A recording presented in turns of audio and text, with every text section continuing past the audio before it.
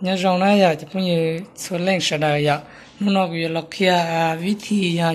giờ này lúc com nếu một cái mảng liệu là sỏi tiếc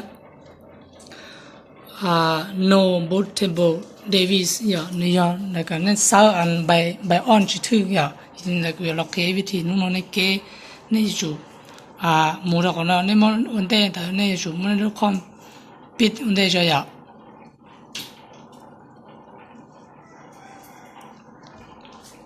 thìต่อไปเนี่ยจะชูกดเปิดจะเนี่ยไปกดแอปส่งล้วนๆอย่ากดแอปส่งล้วนๆ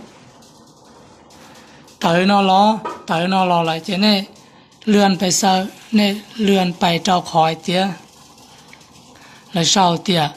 บูทอย่าบูทเนาะบูทเช้าคอยเตี้ยบูทนะอย่าในเรื่องเจ้าก็เลยเช้าเตี้ยบูทเจเนี่ยเรากดตัวนั้นนะเนี่ยจะสปอนนะกดตัวนั้นเจไปนะกดบุตรนตาเจนี่เรากด enter กด enter เนาะกด enter ในลูกคอม enter เจนี่เราเลือดเราชอบไอเดีย UEFI นี่เราเลือกเป็นlegacy เนาะ legacy ตัวนี้แล้วนี่เราเลือกเราว่า legacy ทีนี้เลื่อนซะเนาะจะ enter ต่อไปเนี่ยกด enter ตัวนี้ตบมุนสีหยอกข้างนอกตลอดแล้วชอบที่โอเคนี่โอเคมุนสีหยอกโอเคมุนสีถอดตลอดนอกแล้วจะนี่เลือกลำเจ้า exit หยอก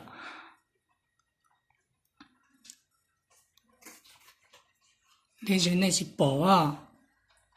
เรื่องลำดับ exit ตัวนอนะตัวนอจะเราชอบที่ exit describing change จะเราชอบ exit saving change จะเนี่ยเป่าตัวนออยากจะเนี่ยเรากด enter ตัวนอสินะ enter จะเราชอบที่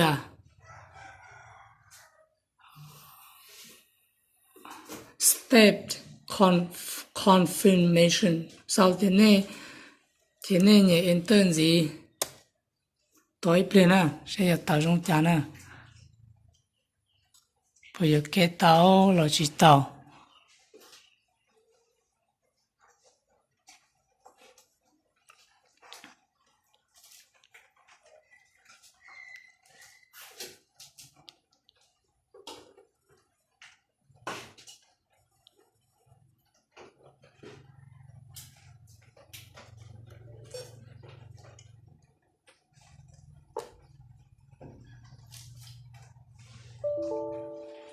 chia một nó sẽ phải tàu nó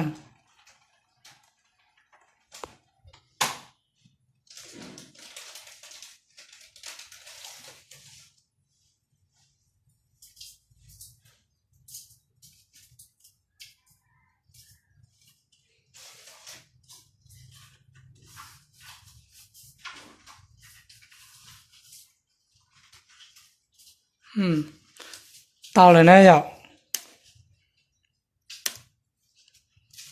นี่เรากับเรา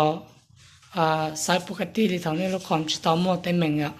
ขอนอนนี่อีคอยเท่านี้สายอันนี้ตัวใบอ่อนอันนี้จีเจ้าเลยเราเนี่ยก็มอเต็มเหมือนเต่าแต่เจ้าเนี่ยรู้คอมไฟเนี่ยจินยกอาใช้อันนี้จีใส่เนี่ยจีสายซ่าเนี่ยเนี่ยลูกคอมเนี่ยก็ถึงเนี่ยปิดเครื่องเกลือทีนี้ก็สามารถล็อกนี่เต่าเท่าแล้วสิ่งนี้เราเก็บวิธีน่ะจะยิ่งเต่าเท่านั้นchế lần gì này nó sẽ là giàu giàu giàu thì là nó mua đồ là khó vì thì chia ấy cũng có cái nó là cũng mà đi mua kia là biết sẽ được tao kéo cái này vậy